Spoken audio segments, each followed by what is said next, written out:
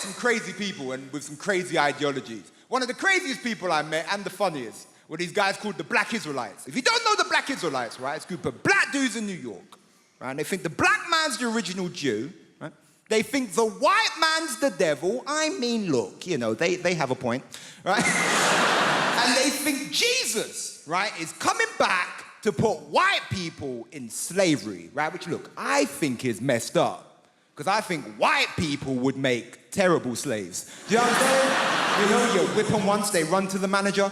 You know, you try and give them bread and water. Is it gluten-free? No.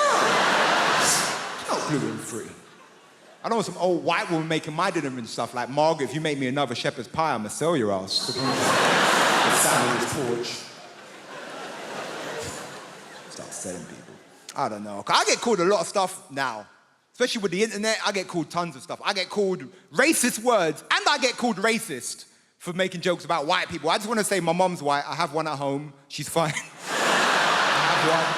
I have no issues with white people. Love white people, right? But everyone calls me mad things. And I'll be honest with you, when you get called a lot of stuff, you have to have a thick skin. You can't let it bother you, because it'll just get you down if you always listen to that stuff. And it's never bothered me, except for one time.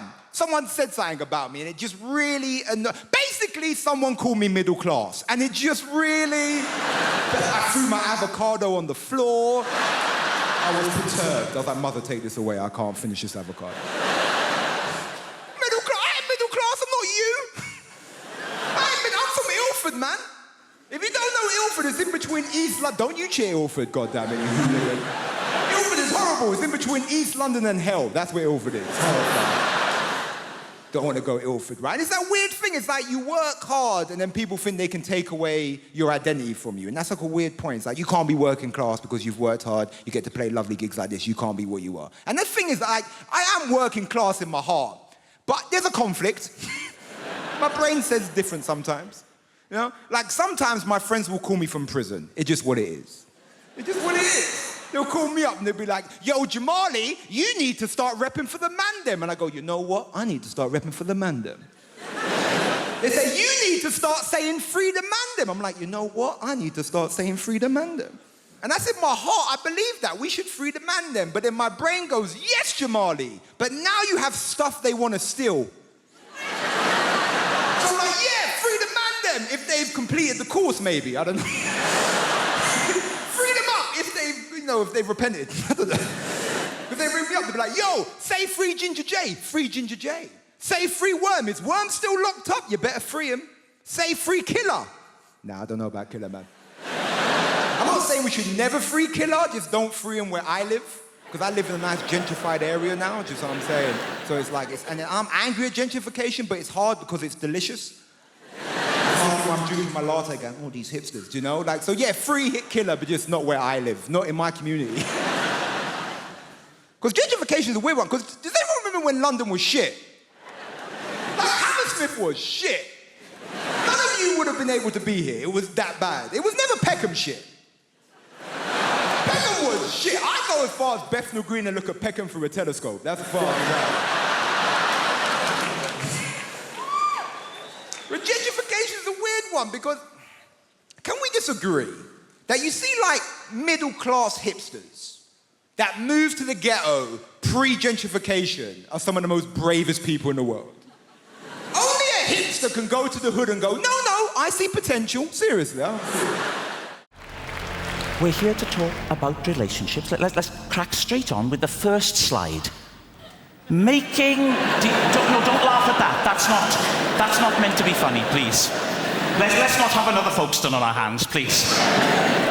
Making divorce work. Now, given that it is a rocky ride, an emotional roller coaster, I start off with a joke, ladies and gentlemen, just to loosen us up.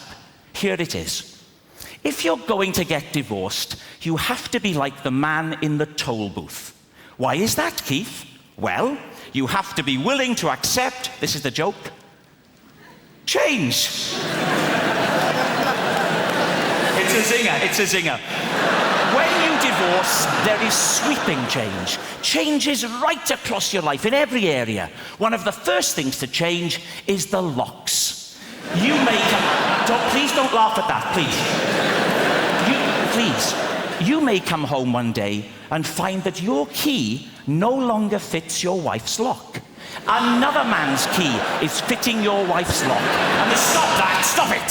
Stop, I'm stamping on that. Riaz, with a Z, please. Stop it. It's not that sort of a show. Well, I mean, it's not a show, is it? It's a talk. But it's not smutty. So you may come home and find that your key no longer fits the lock. Good. Yes, it can. And it can be very difficult to tell why a relationship is going to go wrong. Why is that? Well, I think it's because at the beginning of any relationship, when two people get together, there's always a sense of what? Hammersmith, at the beginning of a relationship, a sense of... Pardon? Worry. No. Anyone else? At the beginning of a relationship, a sense of... Foreboding. Foreboding is the wrong answer. Lust. Lust. No.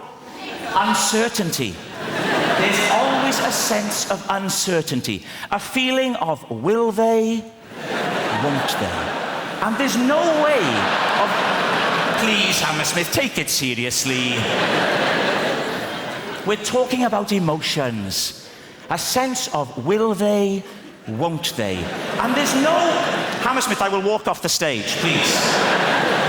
There's no way of predicting when a couple get together whether or not the relationship will work. Will it last a long time? No. Not a chance in hell. Will they stick together? No. Will the marriage endure? Yes. Lee and Leslie. Now, Lee and Leslie are a lesson to us all. They've made a marriage work. So why is it then that when they can make a marriage work, so many others can't? Paul Simon said, there are 50 ways to leave your lover. 1.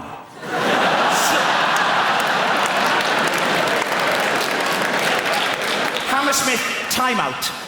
Please, start to take it seriously. 1. Slip out the back, Jack.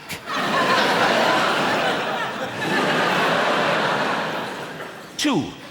Make a new plan, Stan. And 48 others.